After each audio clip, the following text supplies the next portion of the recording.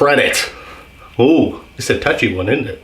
Some people have good credit, some people have bad credit, and some people have no credit. And obscurity sometimes can be the worst.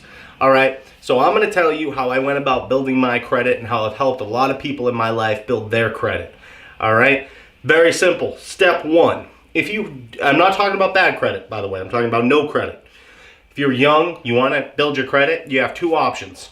All right, option number one is to have your parents or someone close to you add you as an authorized user to one of their credit cards.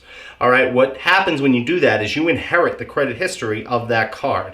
It's a cheap, free way and a fast way to get a kickstart on building your credit. You don't have to use the card. They don't even have to give you the card. All they have to do is just put your name on the account. And then those payments will get credited towards your credit score. So, quick, easy way. All right, so that's number one. Number two, let's say you want to do it yourself. All right, or let's say you've already got that done. You want to figure out how to perpetuate it further. Second thing you need to do is get yourself a secured card.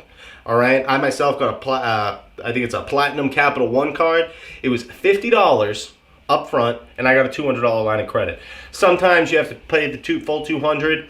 Back then, this was years ago. I only paid $50, but $200 you get the secured card. All right, your max balance can be $200. All right, so that's all you have to work with. All right, so that's good in a few ways. One, it helps you build up your financial responsibility when it comes to credit utilization, but more importantly, it allows you to start building your credit. All right, anybody can get a secured card. All right, so boom, now you got a card. All right, let's say your parents didn't help you out. They said, hey, kick rocks, kid. Good luck. Right, now you got your own card. Right, okay. So now what you're gonna do is pay that card off every single month. Do not keep a balance. I don't care what anybody tells you. Don't pay for interest ever. All right, I have never paid for interest one time in my entire life. All right, besides for loans, but that's different. But credit cards, never paid interest. All right, so use your card as if it was the money that you had to spend originally. It is not a bonus. It is not free money. It is money that needs to be used responsibly as if it was already yours. All right, so put your gas on it. Do whatever you want with it. Put money on there, pay it off every single month. All right, after 6 months of doing that, here's what I want you to do. I want you to find a store that offers a credit card. All right. Not a Visa, MasterCard, Discover, or an American Express card. I'm talking one of those cards that you can only use at their store. Jewelry stores have them. Walmart has them. Best Buy has had them. I don't know if Best Buy's got a credit card attached to theirs now. But find a store card, all right, at a company that you do business with. Store cards typically are easier to get approved for because, think about it, you can only spend it at their store, right? Chances are if you made 6 on-time payments, you'll get approved for that store card. All right. The first one I got was Walmart because I go to Walmart all the time. They're right next to my house. So I get the Walmart card. All right. Now I've got 2 cards and I go to Walmart to buy a lot of, odds and ends items. So I would always put those items on the card, right? And I would continue using that first card, continue using it, paying it off. And then I would supplement that with the secondary card. Use it, pay it off. Use it, pay it off. So now I've got positive credit history from 2 cards coming in on a monthly basis. All right. So now you've got those cards. You're paying them off on a monthly basis. All right. So now here's what I want you to do.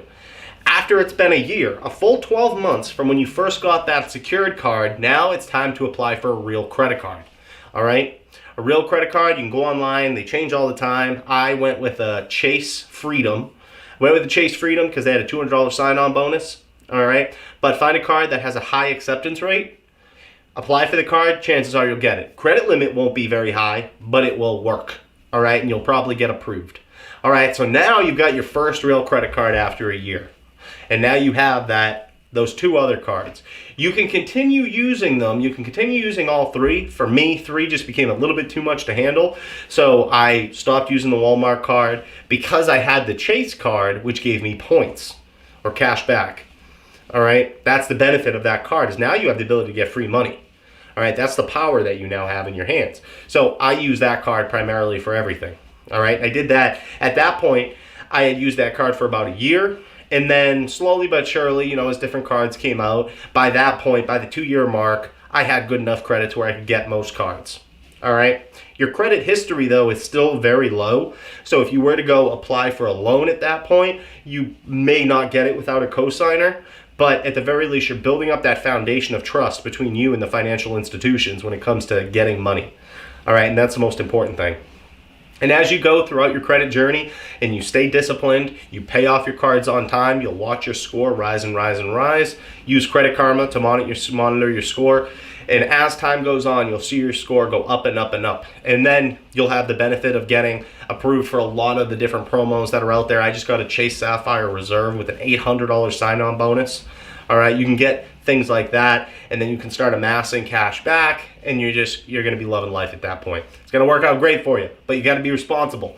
All right, if you're not responsible with it, and you know that you can't handle it, don't even start it in the first place, because then you'll be on the other side of the fence. You'll have bad credit, and we don't want that. All right, credit is money to be used that you have. It is not money to spend that you don't have. All right, and if you respect it as such, you'll never run into any issues.